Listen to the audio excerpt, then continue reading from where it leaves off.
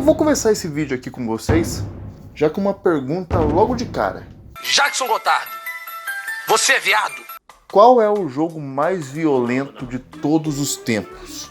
Eu sei que muitas respostas são aceitáveis para essa pergunta. Alguns podem falar Mortal Kombat, e isso não seria um absurdo. Todo o sistema de classificação etária nos videogames, todo o choque que ele causou nos anos 90, tudo isso vem de Mortal Kombat. Outras pessoas também poderiam dizer Doom. Doom também foi um jogo violento que marcou bastante os videogames. E verdade seja dita, o que não falta hoje em dia são jogos violentos.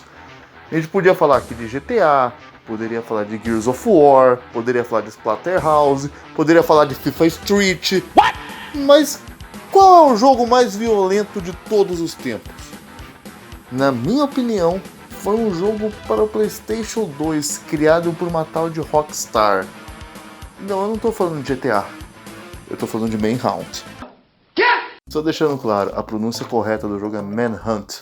Mas talvez você, assim como eu, pode ter ouvido em algum momento pessoas chamando de Manhunt.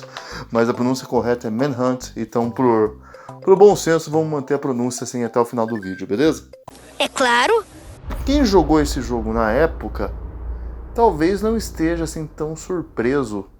Mas para quem não jogou, e até mesmo para quem jogou, é interessante a gente conversar o motivo por trás disso. E o principal motivo que eu considero Manhunt o jogo mais violento de todos os tempos é que ele não se trata apenas de violência gráfica. Eu acho que, na perspectiva desse jogo, eu posso dizer que ele tem um terror filosófico tão terrível quanto a violência que está ali diante dos nossos olhos. Manhunt é verdadeiramente um jogo de terror psicológico. E o motivo que eu acho esse jogo algo tão terrível é porque toda a realidade do jogo tem uma essência. E essa essência, ela diz que a realidade é dor, e a única escapatória dessa realidade terrível é a morte. E o que você faz no jogo é matar outras pessoas enquanto você luta com todas as forças para se manter dentro dessa realidade terrível. Enquanto toda essa violência, todo esse terror é comemorado e enaltecido. E é interessante também discutir sobre a polêmica que esse jogo causou na época. E cara, esse jogo gerou muita polêmica até dentro da própria empresa. Rolou quase um motim de funcionários que não queriam estar envolvidos com esse jogo. Eles diziam que participar desse jogo foi algo tão terrível, foi tão horrível ter participado da produção desse jogo, e foi algo inexplicável. Ou seja, até os produtores desse jogo ficaram perturbados. Primeiro, para deixar um pouco mais claro como funciona o terror do Manhunt, esse universo do Manhunt, ele não só tem essas monstruosidades terríveis que você vê, como as gangues, elas meio que representam aquilo que é de pior no ser humano. A forma como eles lidam, como eles estão reagindo, parecem monstros se debatendo em um inferno praticamente. A realidade do Manhunt talvez seja o mais próximo que a gente teria do verdadeiro inferno. E um diretor que tenta lucrar com isso, porque o jogo ele é filmado. É como se estivesse gravando um filme com você assassinando pessoas de verdade. E um diretor louco para lucrar com isso, vendendo esses filmes no mercado negro. Era quase como se o inferno estivesse sendo registrado no filme para vender para pessoas que gostariam de consumir esse produto. Quase como uma metalinguagem para esse jogo. Mas é aí que você tem um problema, você encontrar significado dentro desse mundo. Porque em Manhunt a gente tem uma completa ausência de humanidade. Ele é um jogo que não tem pontos positivos. Não tem um herói, o seu personagem não é um herói, seu personagem é um bandido condenado. E ele em nenhum momento ele tá pagando pelos crimes dele, nem nada disso. O diretor é uma pessoa que quer ganhar no mercado negro. E todas as pessoas que você encontra no jogo são monstros da pior espécie. São criminosos que fazem as coisas mais nojentas que existem nesse mundo. E até a jornalista desse jogo, que aparentemente até tem um caráter meio discutível, está tentando fazer algo positivo, as ações dela não levam a nada. É tipo um universo sem esperança nenhuma. Em Manhunt você tem ali a completa essência do mal na sua frente, sem nenhuma redenção. E nisso é interessante a gente entender como é o mal de fato. Porque a gente pode partir de uma afirmação do Tolkien, que ele diz que o mal não é capaz de criar nada. Ele apenas corrompe aquilo que o bem criou. E partindo dessa frase do Tolkien, você tem ali um mundo corrompido. Você tem ali pessoas corrompidas. Você tem ali uma cidade. Aquilo seria uma sociedade válida. Mas você vê que algo tão terrível corrompeu aquilo até a essência. Uma outra concepção do mal que a gente pode utilizar para ilustrar bem o cenário do Manhunt é do padre São Tomás de Aquino, que ele diz que o mal, em essência, é um defeito. Os seus olhos estão ali para enxergar. O mal pode causar miopia. E depois disso, a gente encontra uma solução para esse mal, no caso, os óculos. Em Manhunt, você tem isso de certa forma, mas você não tem a solução. Em Manhunt, não há nenhum sentido para aquilo que você faz.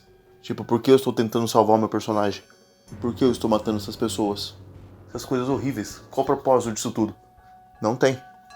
E para entender um pouco mais de como o mundo chegou nesse ponto, primeiro vamos entender uma questão de dualidade.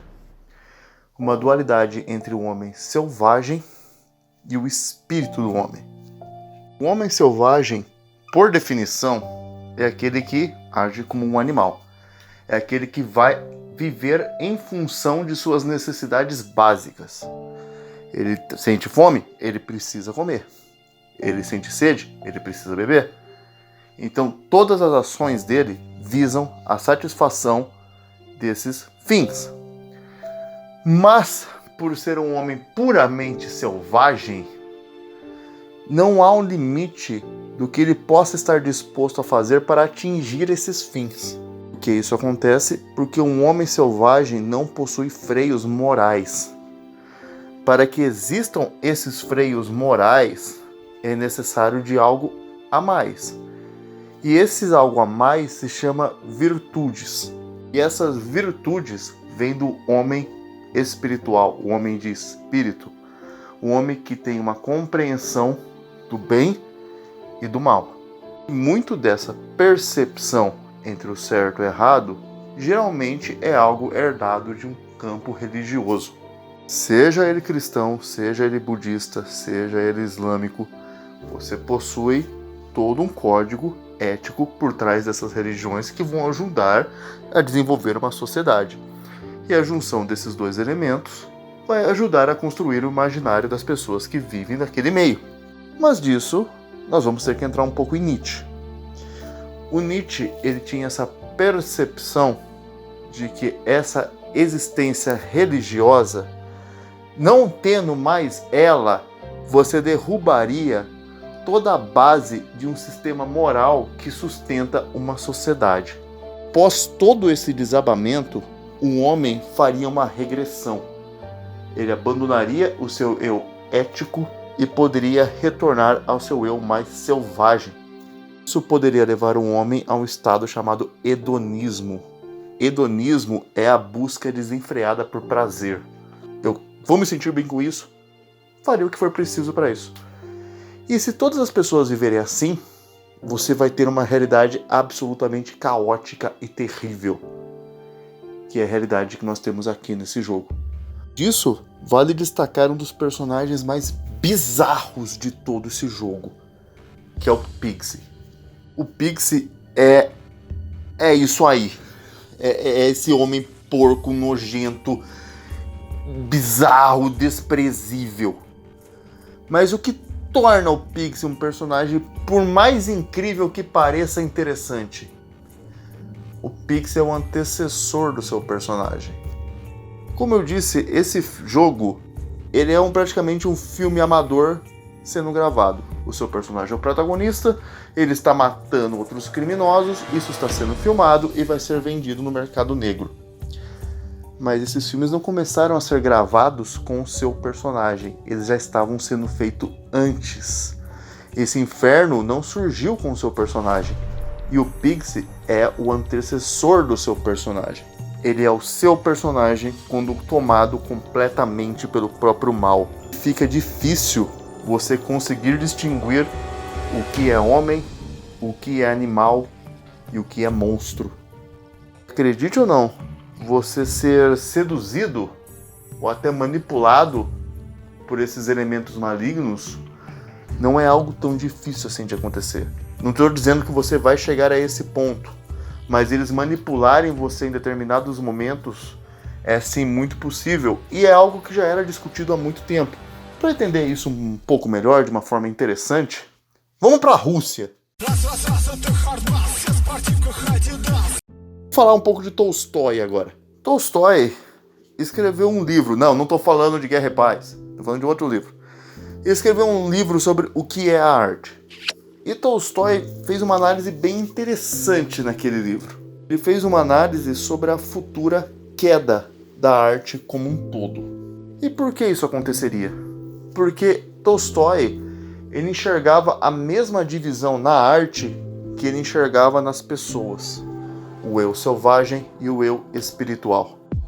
E Tolstói diz que a arte eventualmente iria começar a se bestializar. Ela iria começar a ficar cada vez mais animalesca, cada vez mais visando atender aos desejos carnais das pessoas e cada vez menos uma essência espiritual. Ao invés da arte elevar a alma das pessoas e tratar de assuntos mais delicados e mais complexos que engrandecem as virtudes e as moralidades das pessoas, ela iria começar a se tornar cada vez mais banal, cada vez mais exagerada, cada vez mais mundana e cada vez mais excêntrica e agressiva. Por que isso iria acontecer? Porque a elevação do espírito é algo complexo, é algo que exige dedicação, é algo que exige tempo e reflexão. Enquanto que atender os desejos materiais é algo fácil, é algo rápido e é algo prazeroso. E como a arte por si só alimenta muito a essência do homem, o homem iria consumir cada vez mais isso e ficar cada vez mais animalesco. E é basicamente isso o personagem do Pixie. Ele é uma pessoa que fez algo horrível, ele gostou, em algum momento ele disse, eu quero mais, e ele nunca disse, eu tive o suficiente. É esse o propósito da violência nos jogos. Isso visa satisfazer uma pequena parte sombria nossa. Mas Manhunt, ele vai na contramão. Ele não trabalha essa violência como entretenimento. Ele trabalha de uma forma que o incomode. O filme que está sendo gravado nesse jogo, ele é um filme extremamente violento para pessoas horríveis. Somente uma pessoa extremamente deturpada sentiria um prazer gigantesco vendo esse jogo. É uma pessoa que já chegou num buraco muito grande. E isso funciona como uma metáfora para esse jogo. O jogo quer que você se sinta incomodado com essa violência. Ele quer que você... Porque é assim que qualquer pessoa normal se sentiria com esse filme. E caso você não se sinta incomodado, então talvez algo esteja errado com você. E o jogo faz com que você se sinta mal com isso. Para que você mentalmente tenha uma conclusão. Não é isso que eu quero. E você se sinta incomodado durante todo o processo. Essa é a mensagem final de Manhunt. Como seria o nosso mundo se esses freios morais não existissem? Se as pessoas vivessem apenas em função de seus próprios prazeres? Um mundo que é quase indistinguível de uma verdadeira versão do inferno.